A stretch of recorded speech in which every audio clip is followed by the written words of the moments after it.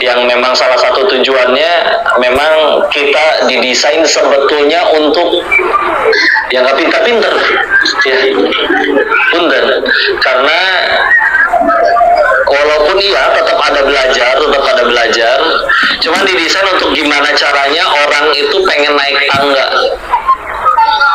Nggak ada tangga, dia nyari tangga lain untuk ditaikin gitu. Contoh maksudnya, wah saya harus naikin tangga karir di perusahaan itu, saya harus merintis di perusahaan itu, tapi tidak diajarin untuk orang itu bikin tangga untuk dinaikin orang.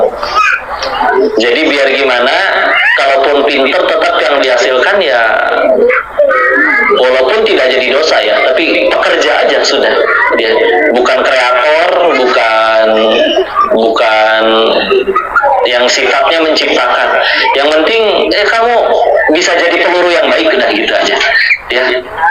Dan itu didesain ternyata ya, untuk supaya gimana caranya ya, kalian jadi pekerja yang baik, yang manut, yang tinggal denger, yang tinggal disuruh apa aja siap, bahkan harus ngapain jungkir balik berkorban nyawa sekalipun ya. Dan dibikin nggak bisa terlalu maju-maju banget. Salah satu caranya ya, dulu waktu Isa masih berjaya, kalau ada profesi yang penghasilannya paling besar ya tentu ternyata guru ya. Guru PAUD itu kalau di standar sana bisa sekitar 15 jutaan kalau dirupiahin, apalagi kalau sudah yang dosen S3 gitu ya, bisa sampai miliaran. Kalau sekarang makan belum sampai ya, tapi udah liatin Allah, kalau Allah udah nunjukin keberkahannya, demi Allah saya lebih banyak kenal orang yang punya banyak utang justru dari pengusaha yang punya duit miliaran daripada guru PAUD yang punten kadang gajinya ada yang cuma 250.000. Tapi enggak tuh, enggak utang. Di Sukamulya itu ada guru PAUD yang kami kenal, teman ngaji, gajinya 250.000 sebulan, enggak punya ayah, adiknya ada 5, dia anak sulung, hirup, tambah gemuk malah. Ya membuktikan rezeki itu enggak dari situ aja, berkah weh ya, ada aja. Nah yang penting cukup, dan Allah cabut dirinya, hatinya dari keinginan-keinginan yang enggak perlu. Yang lain udah pada ganti handphone jenis segala rupa kayak gimana, biasa weh, nggak tertarik. Yang penting kering, bunyi ya. Ya kadang orang beli handphone 25 juta dipakai oleh awal kumpul ya. Padahal ini handphone bisa begini, bisa canggih, bisa sekali pencet keluar mie ayam sama es jeruk nggak ada. Nah gitu lah. Pokoknya kita kudu positif terus dulu. Ini sebelum masuk ke tema kita, ada penelitian menarik Bu dari seorang dokter hebat Islam, namanya, kalau di Eropa dikasih namanya Avicenna, kalau di Indonesia kalau bahasa Arab jadi Ibnu Sina ya. Salah satu penelitiannya beliau itu nangkep kambing dikurung. Cuman yang satu si kambingnya dikurungnya tempatnya terpisah ya, cuman pekarangan weh, dikurung tapi cuman pekarangan biasa, kasih makan juga. Yang kedua dikurung tapi di sebelah kandangnya ada serigalanya dia dikurung padahal. Tapi dan namanya ketemu serigala ya kambingnya takut, digonggongin terus juga, walaupun tiap hari itu kambing dikasih makan. Apa yang terjadi? Yang dikasih tetanggaan sama serigala sebulan kemudian mati. Bukan kena cakar, bukan kena gigit, di kandang, dua-duanya di kandang, serigalanya di kandang, kambingnya di kandang. Tapi karena ya itu dia, takut, gelisah, itu lebih bahaya dari penyakit-penyakit kayak pun. Dan ada orang mungkin terlahir secara fisiknya Allah berikan kekhususan atau kena penyakit yang kata orang susah sembuh, tapi kalau misalkan dia bisa bahagia, nggak takut, nggak gelisah, peluang sembuh masih ada, dan dia jalan, udah. Tapi orang gagah-gagahnya orang jak-jak, meskipun dia tentara kuat angkat beban segimana banyak, tapi dikasih beban mental yang nyampe benar-benar menderita, bisa rontok ya. Makanya ibu teh kudu bahagia. Ibu bahagia kan? Benar. Kata orang manusia itu terbagi dua. Ada yang bisa bahagia karena ngelihat buku tabungannya, ada yang selalu bersedih karena buku tabungan. Nah ibu teh yang mana? Tenanglah, duit mah segitu-segitunya aja dari Allah, tenang aja. Tapi makanya ya kalau kita zikir pagi petang ada doa untuk itu, Bu. Allahumma inni a'udzubika minal hammi wal hazan, ya. Kalau diterjemahin mah artinya sama, Bu. Takut, gelisah, khawatir. Tapi ternyata nanti beda. Ada yang takut atau gelisah dengan yang terjadi saat ini. Ada yang gelisah terkait sesuatu yang belum terjadi. Kalau lagi benar-benar terjadi mah, misalkan ya kita ya kudu disikapi ya, dan setelah selesai. Tapi kan yang bahaya yang belum kejadian belum, bahkan belum tentu kejadian, kita udah panik, stres duluan. Kalau bahasa gaulnya sekarang udah macam-macam, Bu. Ada yang nyebutnya insecure, ya, insecure ya, kurang bersyukur, tapi jadi insecure gitu, sama kayak kucing dan stretching kan sama-sama cing belakangnya, tapi nggak nyambung ya. Makanya kalau ada pernah ketemu psikolog, masalah insecure itu ketika kita takut akan sesuatu yang belum terjadi, survei membuktikan sejauh dia praktek, orang itu saat panik akan sesuatu yang akhirnya terjadi terkait yang dia bayangin segala macam, udah ngalor ngidul pikiran kemana-mana, yang terjadi sejauh ini secara data ya cuma 15%.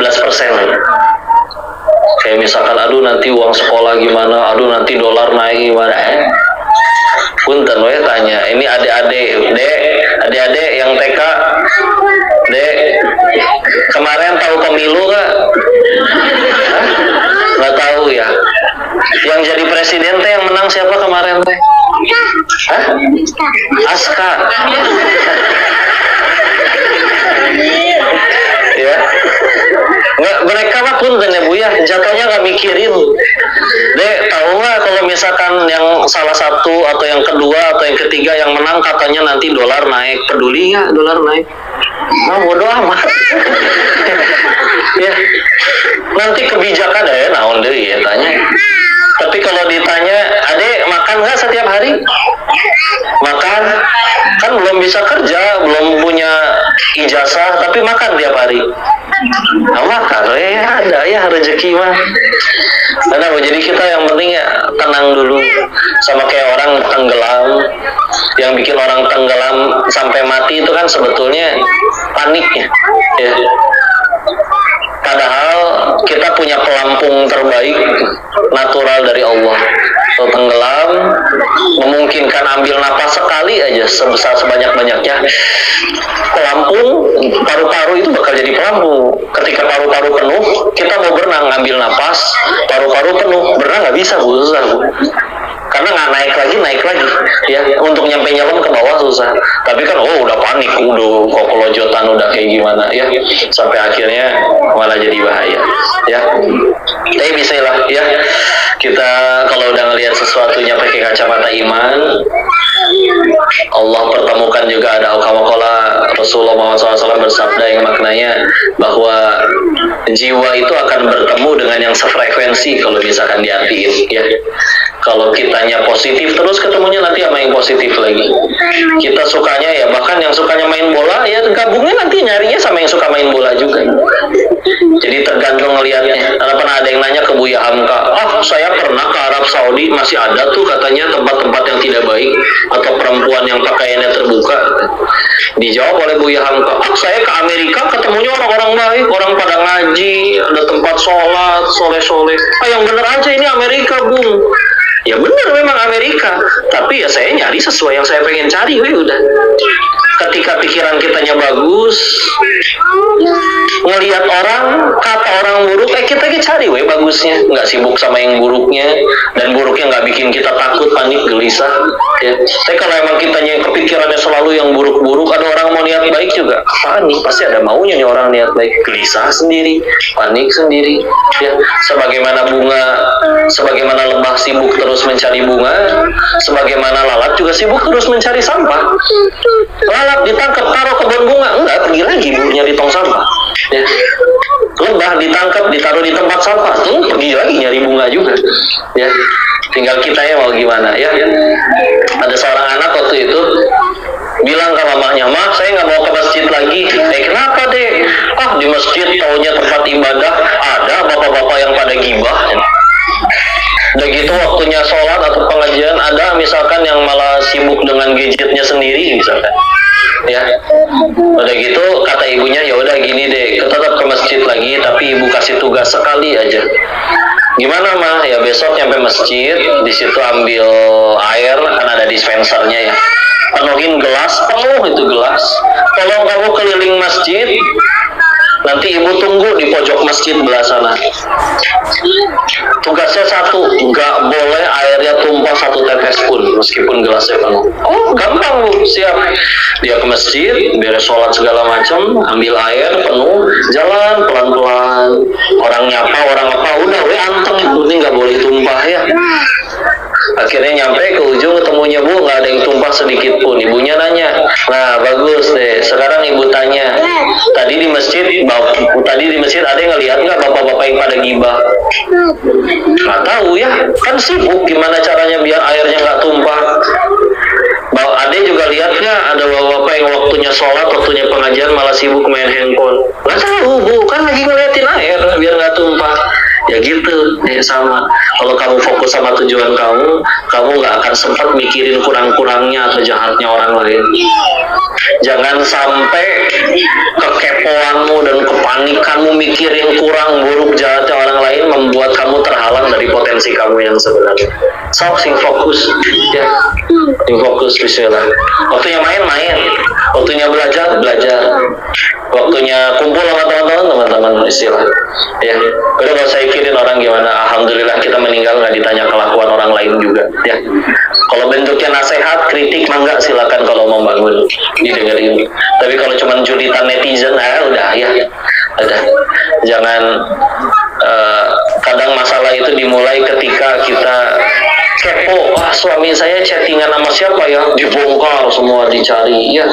Padahal kalau misalkan nggak dilihat, udah aman ya. Tapi penasaran, nah itu dia.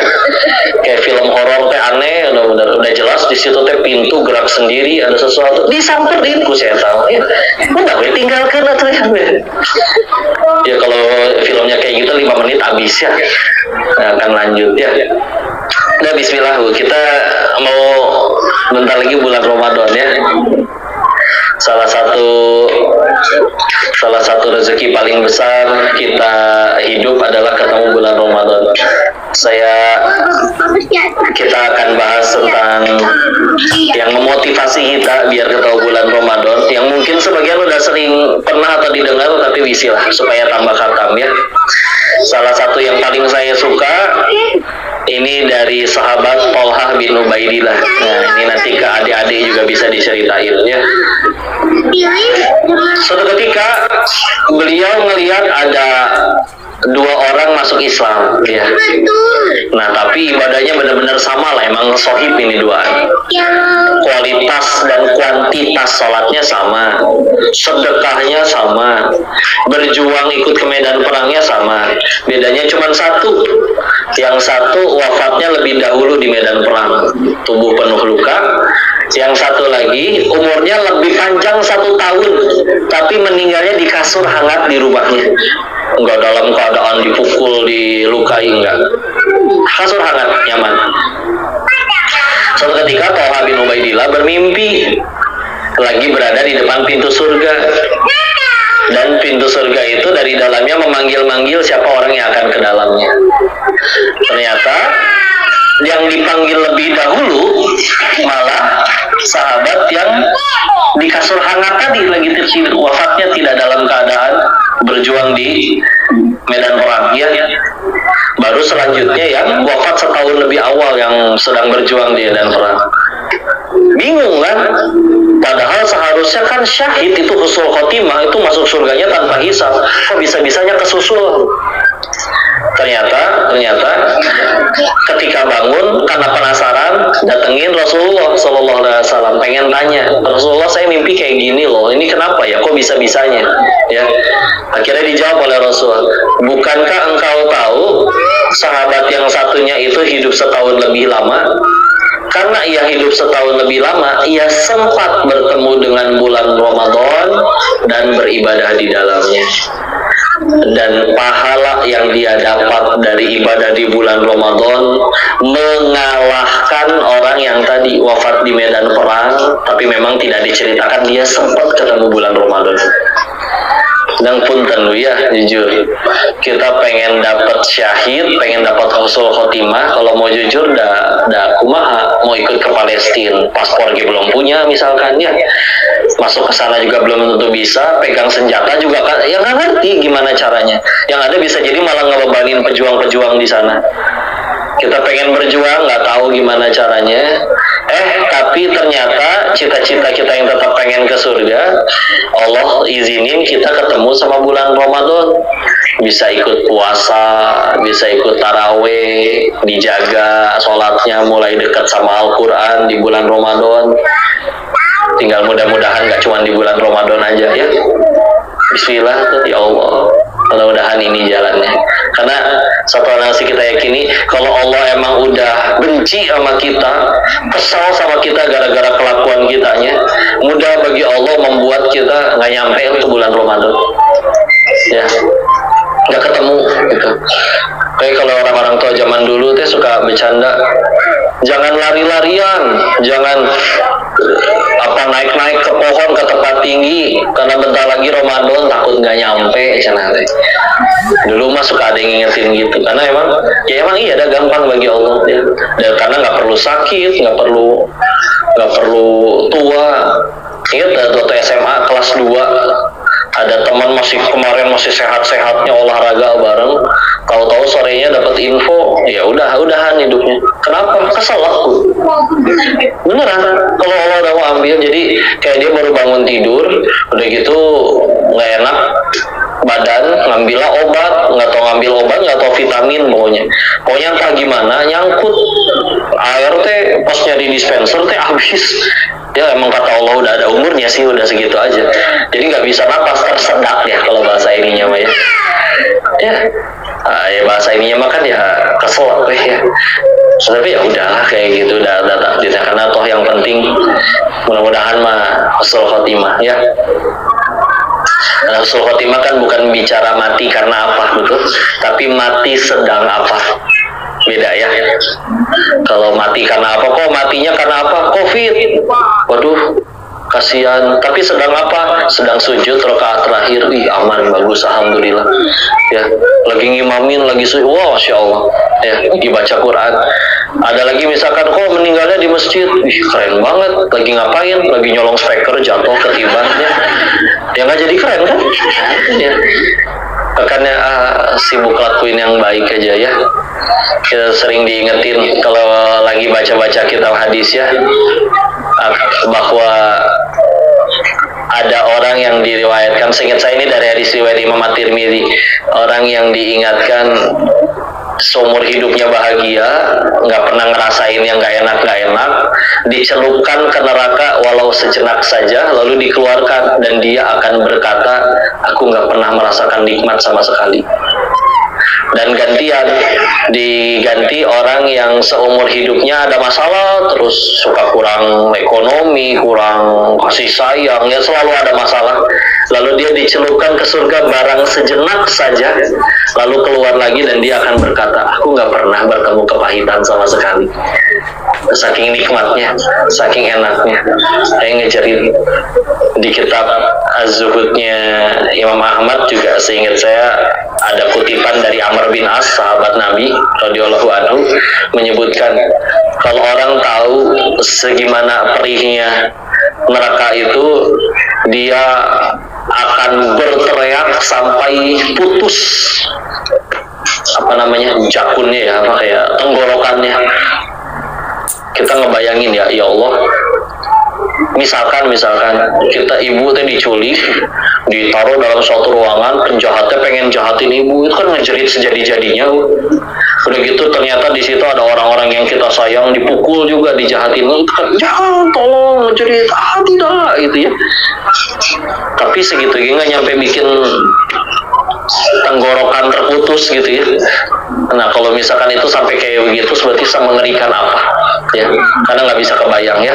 Jadi jangan ngebayangin neraka teh kayak film siksa neraka yang kemarin di bioskop, asli itu belum apa-apa ya, belum apa-apa. Karena ini ada hadis ya terkait siksaan paling ringan bagi orang di neraka. Apa seperti apa coba? Seperti dia dipakaikan sendal yang terbuat dari api neraka. Saking panasnya sendal tersebut membuat otaknya mendidih meleleh. Ya.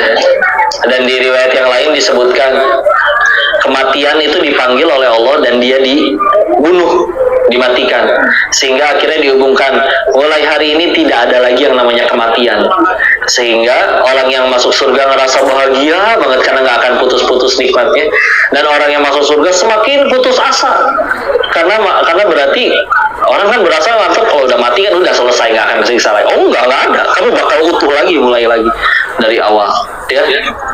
Sedangkan sebagaimana nikmat di surga yang paling ringan, ini orang yang masuk surga yang ringannya paling sedikit adalah seperti apa? Adalah orang yang dia berhasil keluar dari neraka sebagai orang yang terakhir keluar, itu pun dengan ngerangkak, udah badan penuh gosong-gosong, lalu diizinkan masuk ke surga. Lalu ketika akhirnya masuk ke surga dengan melihat segitu keindahannya, ketika dia pertama kali minum air surga, dia akan seperti, kalau bahasa hadisnya ya, tumbuh kembali sebagaimana biji-biji tanaman yang tumbuhnya di pinggiran sungai, tumbuhnya segar kembali, dan dia ngelihat tanah begitu lapang luas. Disampaikan bahwa surga seluas ini adalah milikmu. Dianya karena sadar diri bahwa aku teh orang yang paling terakhir keluar dari neraka, berkata kepada Allahnya, engkau bercanda gitu, memperolok-olokku, karena ngerasa ya saya teh orang yang paling terakhir keluar dari neraka, ya saya teh berarti paling sedikit pisan ini teh pahalanya ya. Apa kata Allahnya? Tidak, bahkan terimalah surga seluas langit dan bumi ini 10 kali lipat daripada langit dan bumi yang kau ketahui di dunia. Dan itu adalah seringan-ringannya nikmat orang yang masuk surga. Dunia dengan seluruh keindahannya, langit dan bumi 10 kali lipatnya. Segitunya ya. Jadi ya Insya Allah. Udah gitu teh namanya penyiksaan ya, namanya biar sempurna. Jadi ada riwayat juga menyebutkan, saya baru beres baca-baca lagi kitabnya aja, soalnya lagi baca lagi kitab Sahih Bukhari pas lagi bagian itu. Bahkan nanti ada adegan di hari itu tuh, orang yang masuk ke dalam surga akan diperlihatkan kalau dulu dia nggak jadi beramal, kan kita selama hidup ini selalu ada pilihan godaan nih, saya milih tergoda buat maksiat atau jangan takut sama Allah, kan selalu ada ya, selalu ada pilihan ya. Nanti azan juga kita selalu dapat pilihan nih, aku pengen langsung ke masjid atau misalkan aku nggak mau sholat, males-malesan aja di rumah ya, seperti itu. Nah nanti ada episode di mana kita tuh akan, kalau masuk surga akan diperlihatkan tempat kita kalau masuk neraka tuh di mana, hukumannya seperti apa, sehingga ketika akhirnya diperlihatkan itu untuk menimbulkan rasa syukur. Alhamdulillah waktu itu saya nggak milih maksiat, makanya dapat tempat ini, kalau nggak tuh saya lagi kayak gituin, ngeri gitu ya. Begitu juga yang masuk neraka, dia sebelum disiksa akan diperlihatkan surga senikmat apa yang menanti dirinya, tapi akhirnya karena dia nggak jadi milih untuk taat, malah milih untuk bermaksiat, maka itu semua cuma angan-angan terus akhirnya ketiban, agar dia semakin menyesal dengan perbuatan yang dia lakukan di dunia. Di riwayat yang lain bahkan ditanya, ini lagi banyak banget kemarin, soal baru fresh banget ini, baru baca soal. Kalau kamu punya harta seluas langit dan bumi, semuanya jadi emas dan itu milik kamu, mau nggak kamu tukar untuk ngebebasin kamu dari sini? Tentu aku mau. tapi sudah tidak bisa. Di dunia kamu diminta yang lebih sederhana dari itu, hanya mengesahkan aku saja, kata Allah, dan kau memilih untuk tidak melakukannya. Ya, kita bacakan gitu ya. Pernah ada ini pendakwah di Amerika, dia bilang kayak gini, siapa yang mau 2 juta pound sterling? Pound sterling itu, 1 pound sterling itu 19.000, lebih mahal dari dolar. Berarti nyari sekitar berapa? 30 M kali ya. Lebih 2 juta. Kalau dikali ceban aja 2 miliar, 20 miliar. Iya, 30 miliar ya. Tapi barter, saya ambil dua bola mata kamu, boleh nggak? Oh enggak, enggak. Maka ketahuilah ya, nikmat yang kau dapat dari Allah secara gratis itu lebih banyak ya. Gratis kita bisa ngelihat apapun ya. Dan ditanya lagi, kenapa kita ibadahnya mesti ngikutin muslim katanya? Jawabannya juga bagus, Masya Allah.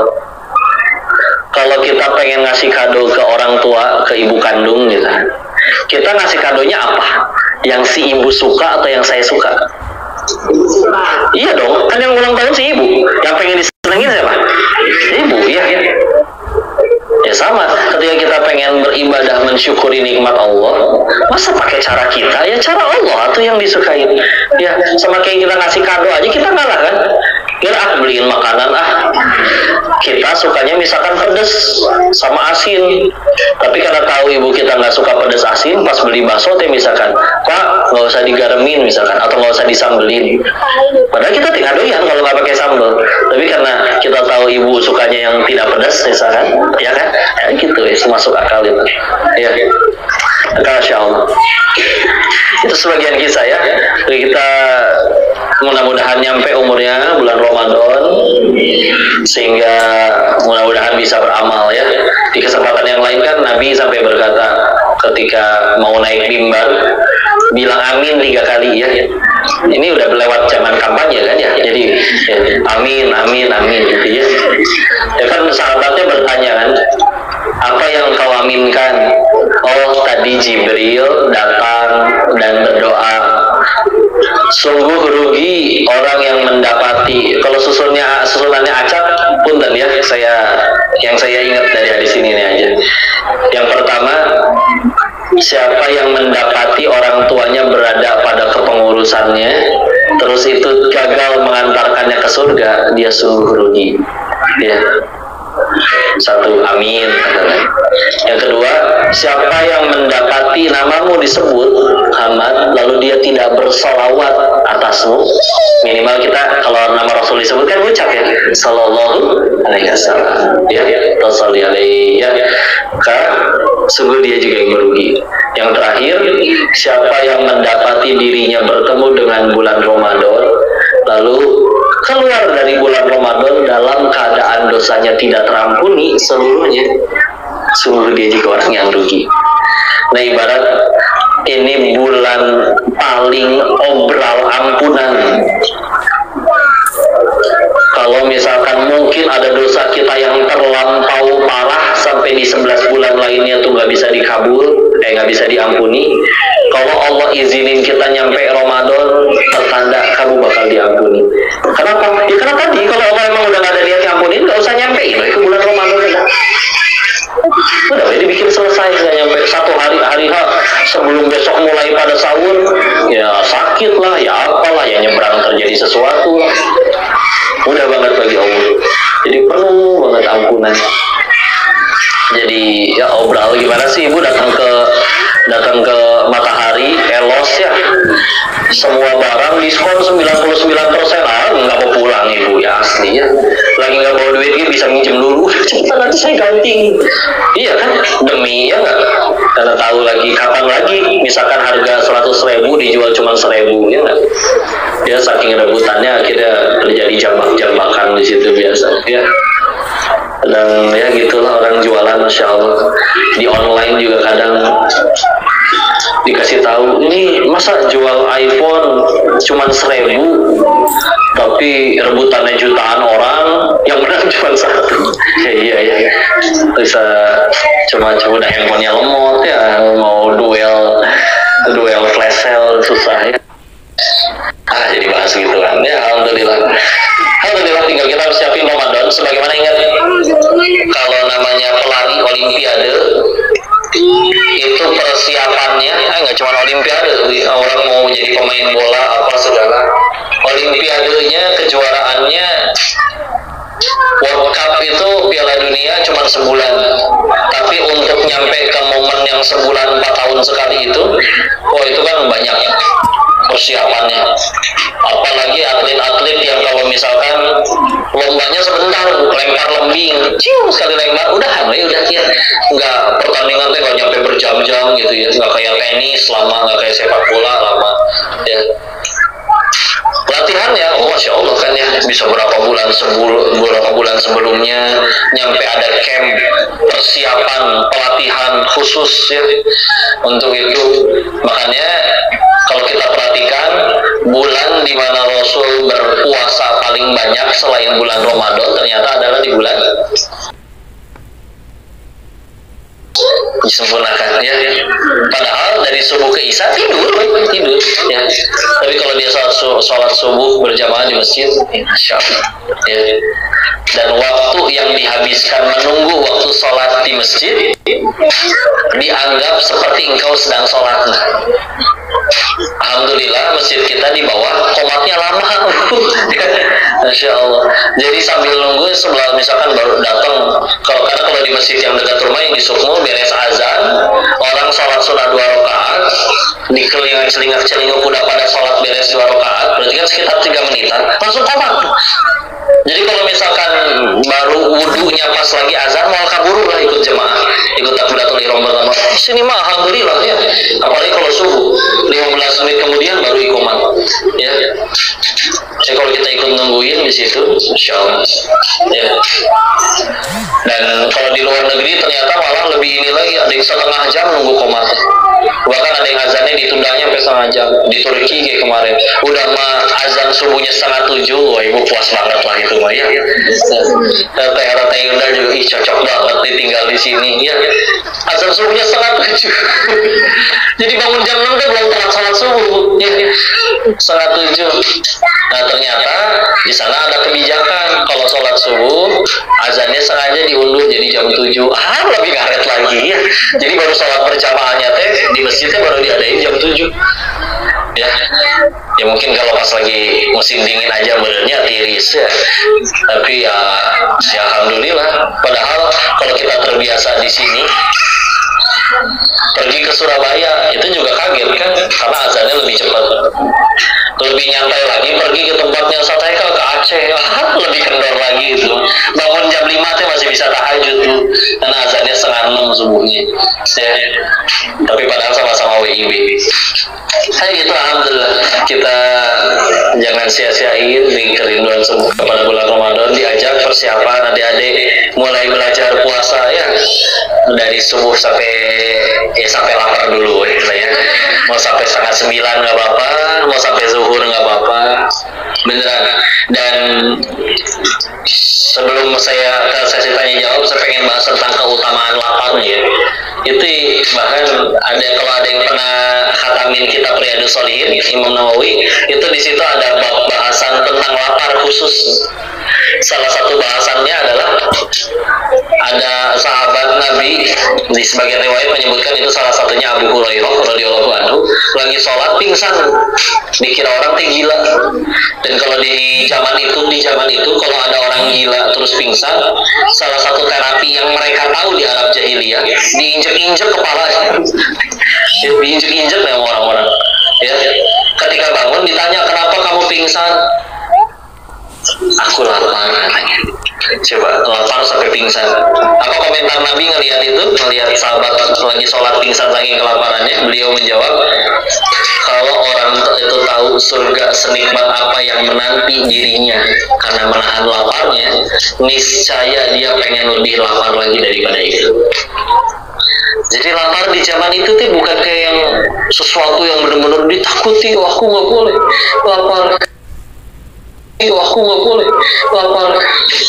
Di kitab lain Al-Hikamnya Syekh Ibnu Athaillah, di situ beliau menyebutkan 4 persamaan dari semua wali Allah yang pernah beliau temui. Wali ya, kekasih Allah, orang soleh-soleh luar biasa. Satu dari 4 persamaannya adalah mereka semua lebih sering lapar daripada kenyang. Jadi makan teh udah bukan karena doyan lagi itu. Makan teh lebih ke karena aku pengen ibadah. Buat ibadah ya aku perlu energi, makanya aku makan. Udah sesudah makan karena bisa ibadah. Jadi secukupnya ya. Jadi ternyata ngelihat bahasan mereka tentang lapar udah biasa gitu aja. Gak kayak yang bener-bener kayak ya bagi yang ada di rumah tangga sebagai kepala keluarga atau misalkan ada di pemerintahan, iya bertanggung jawab atas yang dipimpinnya supaya tidak sampai kelaparan. Tapi juga bagi kita sebagai pribadi masing-masing satu sama lainnya melihat diri itu jangan begitu benci dengan lapar. Karena lapar itu bahkan bisa jadi penyelamat terutama bagi orang yang belum pada menikah. Kalau jomblo belum sanggup nikah kan Nabi suruhnya banyak apa? Puasa ya. Karena ternyata jin itu ikut mengalir di tubuh manusia melalui aliran darah, dan lapar itu memperlambat aliran darah. Secara sainsnya Dr. Zaidul Akbar juga pernah bahas.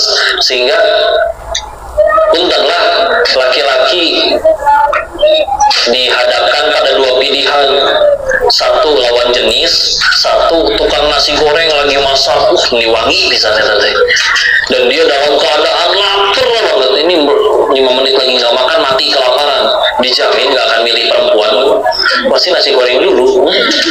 Udah nggak, kalau udah pilihannya nyawa sama syahwat mah tuh dah. Makanya dengan lapar itu bahkan ngejaga kita jadi ya mungkin kerasa lemes, malas ngapa-ngapain, tapi syahwat jadi tertekan juga, lebih terjaga diri untuk jadi nggak. Apalagi Allah udah ngingetin di An-Nisa 7, Nabi Nakaida Syaitoni kana do'ifa. Soalnya tipu daya syaitan itu lemah. Kapan baru jadi kuat? Kalau kita ladenin ya. Ibu kesel sama suami, reunian, pas reuni ketemu sama mantan, CLBK ya, cepat lari bau kentut. Bukan ya, beda lagi. Nah, kalau malam tiba-tiba ada SMS, santun SMS-nya gitu, Assalamualaikum Bukti, ya udah kebaca lah itu mah. Hati-hati ya, langkah di dalam bahasa Arab itu kan khitoh, tapi kalau di Al-Quran menggunakannya bentuk jamak, khutuwat ya, khutuwatis syaiton innahu lakum aduwwum mubin. Kenapa? Karena syaitan tuh sabar banget nih, kalau perlu diajak yang baik-baik dulu. Assalamualaikum, udah tahajud belum? Udah modus itu mah ya. Yang paling repot kalau dibales, iya nih ya, aku juga lagi ruku. Udah tambah ngaco ya. Sambil live mungkin salamnya ya. Udah cukup nih. Ternyata kamu masih lucu ya seperti dulu waktu kita masih bersama. Udah rusak itu mah ya. Diajak ketemu, udah. Tapi kalau dari awal udah diblok, selesai urusan, aman. Nggak akan timbul rasa-rasa yang tidak boleh timbul. Kapan menjadi kuat? Kalau diladenin ya. Kalau nggak diladenin udah ya. Ibu nyalain Al-Quran murotal di rumah 24 jam, kan setan nggak betah. Terus apa yang bisa dia lakuin? Mencet tombol matiin sendiri? Nggak bisa ya. Horor juga kalau tiba-tiba mati sendiri. Siapa yang matiin? Dibikin ngeceplak gitu nggak bisa ya. Paling cuma dikasih was-was, ibu bosan bu Quran melulu, ganti tuh. Kalau kita nggak mau, emang kenapa? Dia dibanting gitu murotalnya, dihabisin token listriknya, enggak akan terjadi apa-apa. Lama kita maksiat, mau tobat, setan nggak suka kita tobat. Gimana caranya? Paling dikasih was-was. Allah, sohi, munafik lah, ntar juga maksiat lagi. Atau enggak kadang dikasih sok-sok halus, apakah layak diriku ini diampuni oleh Allah? Nah, itu tema was syaitan, beneran. Karena kalau kita tetap pengen tobat, setan ini nggak bisa apa-apa. Itu gimana ibu? Dicegat gitu di tempat duduk, dikebugin, ibu pas lagi sujud ditendang sama setannya, nggak bisa kan? Dicekek, disliding, dicubit ginjalnya, nggak bisa apa-apa. Ya. Tapi kalau kita dengerin was-wasnya, iya ya layak nggak saya diampuni ya, udahlah kepalang basah nyemplung aja sekalian. Nah itu ya. Kalau kita saya tetap pengen tobat, nggak bisa apa bu beneran. Jadi kayak ada syaitan ini kan ada doifa. Sebenarnya tipu daya syaitan itu lemah. Baru jadi berat kapan kalau diladenin. Ya, ibu misalnya punya anak laki-laki udah remaja, udah akil balik, SMA misalkan, sendirian di rumah, nggak ada siapa-siapa, nggak belum punya istri, hujan, internet kenceng, malah udah punya syahwat, udah itu kalau dipakai handphone yang lihat macam-macam bahaya. Tapi kalau langsung ditaruh handphonenya, pergi keluar main bola ke, bantuin tetangga pindahan kalau perlu ya. Kok gimana kalau ada tetangga mau pindah, suruh pindah pak, jangan tinggal situ pak, saya yang bayarin kontrakan bapak. Ya maksudnya cari kesibukan ya, capek pulang mandi sholat ganti hari, selamat hari itu dari dosa. Tapi kalau diladenin, lihat gambar dulu gambarnya nyambung ke video 1 jam, semenit mah belum apa-apa kali. Udah rusak ya. Jangan diladenin. Makanya salah satu nasihat kalau lagi futur, jangan sendirian. Jangan sendirian. Cari lingkungan yang baik, insya Allah. Supaya mudah-mudahan timbul rasa malu. Yang lain lagi pada ngapalin Quran, saya lagi males banget pengen main game. Malu masa main game sendiri, ikut tuh jadi ngapalin lagi ya. Paksain jangan sendiri. Lu di mana bro, janjian ada kajian nggak? Paksain datang meskipun temanya nggak menarik ya. Datang udah jomblo sendiri, bicara tentang hukum warisan, mati juga nggak tahu kapannya. Yang penting udah pokoknya paksain jangan sendirian. Dan bismillah ya. Allah alam bisawab, silakan kita ngobrol-ngobrol ya. Kalau ada yang ingin didiskusikan silakan.